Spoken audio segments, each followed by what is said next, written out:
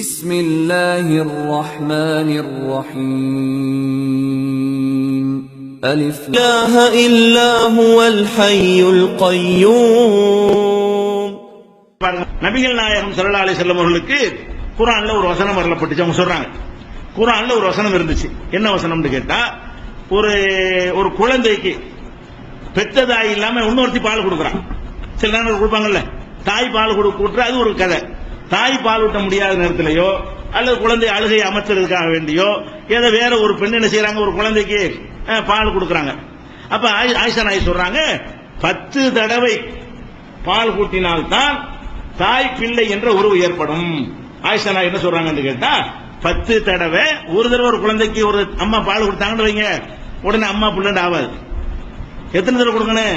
10 தடவை இந்த மாதிரி கொடுக்கணும். 10 நாளைக்கோ அல்ல ஒரு நாளைக்கு 2 டைமோ 10 தடவை அந்த குழந்தைக்கு ஒரு பொம்பளை பால் கொடுத்தால்தான் தாய் பிள்ளை என்ற உறவு ஏற்படும். அப்படி ஏற்பட்டா சம்பந்தப்படுறது கல்யாணம் பல எல்லாத்திலையும் பல சிக்கல்கள் அதுல வரும்.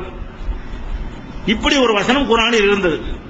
வேற்ற என்ன ஆயிஷா நாயகி சொல்றாங்க, 10 தடவை பால் ஊட்டினால்தான் தாய் பிள்ளை என்கிற உறவு ஏற்படும் என்று குர்ஆனில் இருந்தது. சும்ம நுஸ்ஸிஹ்ன பி 5 மஅலூமாத்தின். இதுக்கு பிறகு அல்லாஹ் என்ன செஞ்சான், அதை மாத்திட்டு 5 தடவை என்ற சட்டத்தை கொண்டு வந்தான். முதல்ல 10 தடவை பால் ஊட்டினால் தாய் பிள்ளைங்கிற உறவு ஏற்படும். பால் ஊட்டும் தாயாக அவங்க ஆகி விடுவார்கள். இந்த அம்மாவுக்கு ஒரு பையன் இருந்தாங்கன்னு வைங்க, அந்த பையனுக்கு இந்த பொண்ணு கல்யாணம் பண்ண முடியாதுங்க. அந்த அம்மா வந்து பொம்பளை பால் ஊட்டின உடனே மகள் ஆயிடுச்சு. மகள் ஆனா அந்த அம்மாவுடைய பையன் சகோதரன் ஆயிடுறான். அப்ப அவங்க 2 பேரும் கல்யாணம் பண்ண முடியாது.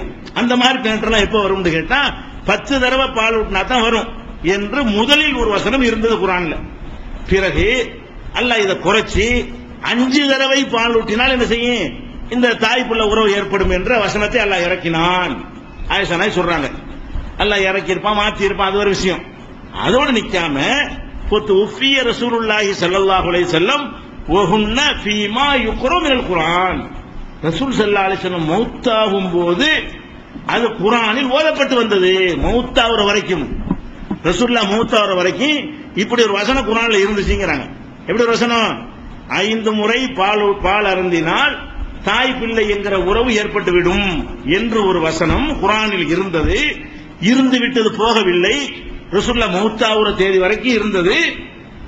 அப்படின்னா ரசூலுல்லாஹ் மௌத்தாகும் போது இருந்தது இன்னைக்கு இருக்கணும். குர்ஆன் பாதுகாக்கப்பட்டு இருக்கிறதுனால ரசூல் ஸல்லல்லாஹு அலைஹி வஸல்லம் மௌத்தானாங்க இல்லையா, அன்றைக்கு குர்ஆன்ல ஒரு வசனம் இருந்திருக்குமே, ஆனால் அது இன்றைக்கும் இருக்கணையே, அவங்களுக்கு பிறகு மாற்ற முடியாது. அவங்க உயிரோட இருக்கிற காலத்தில் வந்து அல்லாஹ் மாத்துவான். அதுக்கு பிறகு ஒரு 10 வருஷம் 2 வருஷம் ஒரு வாரம் ரசூலுல்லாஹ் இருந்தாங்கன்னா அல்லாஹ்வே அதை மாத்தினா அது இல்லாம போயிடும். ரசூல் ஸல்லல்லாஹு அலைஹி வஸல்லம் மௌத்துக்கு பிறகு மாற்ற முடியுமா? குர்ஆனுடைய ஒரு வசனத்தை வந்து ரசூலுல்லாஹ் இருக்கும்போது அல்லாஹ் மாத்தினான்னு சொன்னா அது ஒரு லாஜிக் இருக்கிறது, அது கரெக்ட். அல்லாஹ் அப்படி செஞ்சிருக்கான், செய்ய வேண்டும் குர்ஆன்ல சொல்றான். இதுல என்ன வருதுன்னு கேட்டா, ரசூல் ஸல்லல்லாஹு அலைஹி வஸல்லம் அவர்கள் மரணிக்கக்கூடிய நேரத்தில் இது குர்ஆனில் இருந்தது, இதை மக்கள் ஓதிக்கொண்டிருந்தார்கள் அப்படிங்கிறாங்க. அப்ப நம்ம குர்ஆனை இப்ப எடுத்து பார்க்கிறோம், இப்படி ஒரு வசனத்தை காணோம். இப்ப குர்ஆன் நீங்க எடுத்து பாத்தீங்கன்னா ரசூலுல்லாஹ் மௌத்தா போகும்போது இருக்குமே, ஆனால் இப்ப குர்ஆன்ல இருக்கணுமா இல்லையா? 14 நூற்றாண்டா பாதுகாக்கப்பட்ட எந்த ஒரு குர்ஆன் பிரதிகளையும் உஸ்மான் ரலியல்லாஹு அன்ஹுடைய பிரதி எடுத்து வச்சிருக்காங்களே, இன்னைக்கு மியூசியங்கள்ல வந்து அருங்காட்சியகங்கள்ல பாதுகாக்கப்பட்டிருக்கிறத அந்த குர்ஆனுடைய பிரதிகளையும் பாத்தீங்கன்னா இந்த மாதிரி ஒரு வசனம் எந்த ஒரு சூறாவிலையும் இல்ல.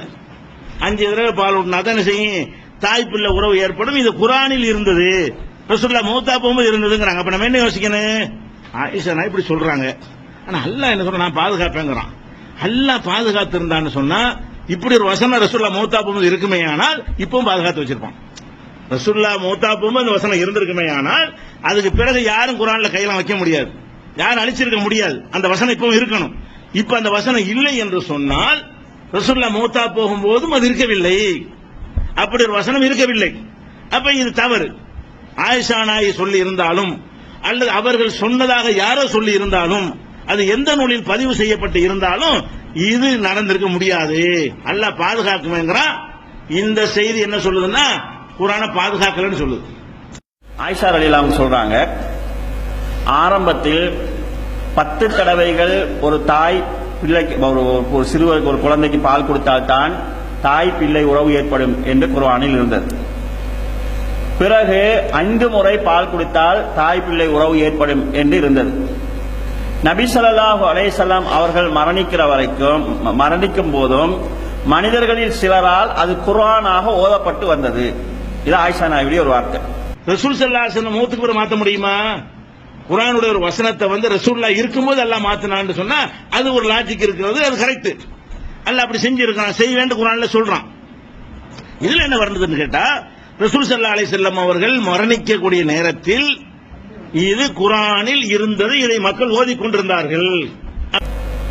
இவனோட கேள்வி என்னடா, ரசூலுல்லாஹ் மௌத்தாகிற வரைக்கும் குர்ஆனில் அது இருந்தது என்றால், இப்ப அது எங்க குர்ஆன்ல இல்லையே, இதான் அந்த கேள்வி. ஆனா ஹதீஸ்ல அங்க என்ன, அந்த வார்த்தையில என்ன சொல்லப்படுதுன்னா, ரசூலுல்லாஹ் மௌத்தாகும் வரைக்கும் குர்ஆனாக அது ஓதப்பட்டு வந்தது, மனிதர்களில் சிலரால் ஓதப்பட்டு வந்தது. இதுக்கு இடையில பெரிய வித்தியாசம் என்ன இருக்கு நீங்க யோசிக்கலாம்.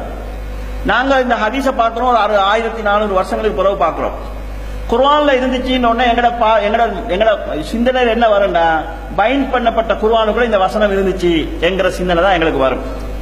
ஆனா ஹதீஸ்ல வாசகம் பிஜே எப்படி மொழிபெயர்த்துக்கிறாங்கன்னா, மனிதர்களில் சிலர் ஓதி வந்தார்கள்.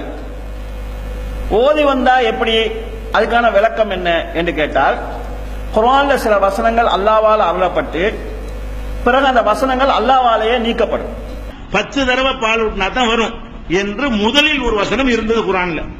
பிறகு அல்லாஹ் இதை குறைச்சி 5 தடவை பால் ஊட்டினால் என்ன செய்யும், இந்த தாய்ப்புள்ள உறவு ஏற்படும் என்ற வசனத்தை அல்லாஹ் இறக்கினான். ஆயிஷா நாய் சொல்றாங்க, அல்லாஹ் இறக்கி இருப்பான், மாற்றி இருப்பான், அது ஒரு விஷயம்.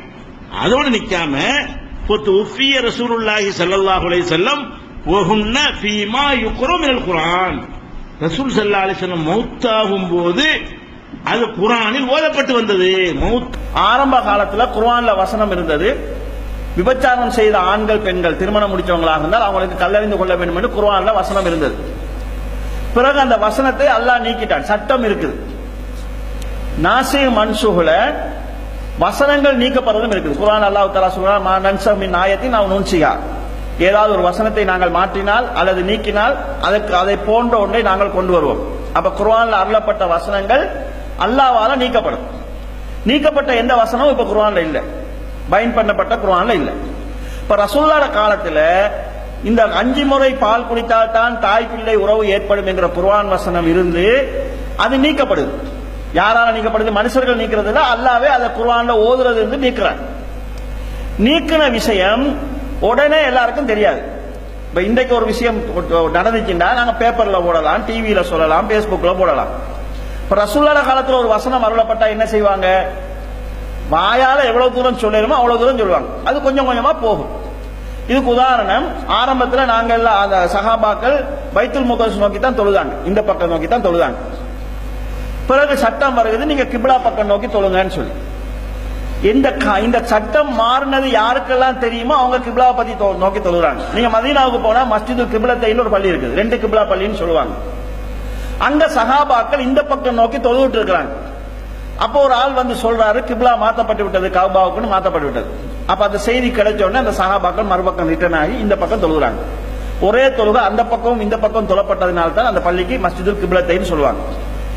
இப்ப இந்த சம்பவத்தை பாருங்க, கிப்லா மாத்தப்பட்டது அந்த சஹாபாக்களுக்கு தெரியாததுனால அந்த பக்கம் தொழுதாங்க. இதே மாதிரி இந்த 5 முறை பால் குடித்தது, 10 முறை இந்த வசனம் அருளப்பட்டு நீக்கப்பட்ட விஷயம் தெரியாத சில சஹாபாக்கள் ரசூலுல்லாஹ் மௌத்தானதுக்கு பிறகும் வேற வேற ஊர்களில் ஓதிக்கொண்டிருந்தாங்க. பிறகு இந்த சட்டம் நீக்கப்பட்டு விட்டது, இந்த வார்த்தை நீக்கப்பட்டு விட்டதுங்கிறது தெரிஞ்சதுக்கு பிறகு யாருமே அது ஓதல. இந்த ரசூலுல்லாஹ் மௌத்தாகும் வரை ஓதப்பட்டது என்கிறதை ரசூலுல்லாஹ் மௌத்தாகும் வரை குர்ஆனில் இருந்தது என்று பிஜே மாத்தினதுனால தான் இந்த பிரச்சனை வந்துச்சு. ரசூல் ஸல்லல்லாஹு அலைஹி வஸல்லம் அவர்கள் மரணிக்கக்கூடிய நேரத்தில் இது குர்ஆனில் இருந்தது, இதை மக்கள் ஓதிக்கொண்டிருந்தார்கள். ரசூல் ஸல்லல்லாஹு அலைஹி வஸல்லம் அவர்கள் மரணிக்கக்கூடிய நேரத்தில் இது குர்ஆனில் இருந்தது, இதை மக்கள் ஓதிக்கொண்டிருந்தார்கள்.